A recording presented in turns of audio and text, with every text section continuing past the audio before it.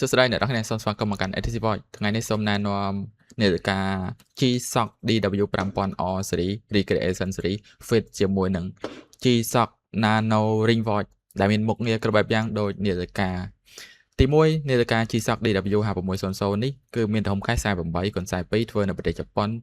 ខុសពី Series ធម្មតាត្រង់ Mode មួយនេះទូខេសរបស់វាគឺធ្វើពីដៃ stainless steel ពេញតែម្ដងហើយធ្វើនៅប្រទេសជប៉ុនចុះទៅបាន200ម៉ែត្រថ្ម5ឆ្នាំចំណែក G-Shock Nano Ring Watch មានទំហំតូច 23x20 មីលីម៉ែត្រទម្ងន់6ក្រាមចុះទឹកបាន200ម៉ែត្រថ្មបានក្នុងប្រហែលជា2ឆ្នាំមានមុខងារផ្សេងៗមើលម៉ោង Auto Calendar Watch និងមុខងារផ្សេងៗទៀតដូចនាឡិកា G-Shock ទូទៅផងដែរអ្នកនរគ្នាដែលកំពុងស្វែងរកចង់ពាក់បែបស្វែក couple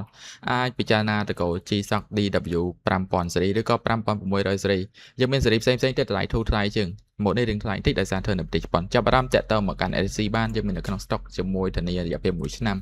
អរគុណ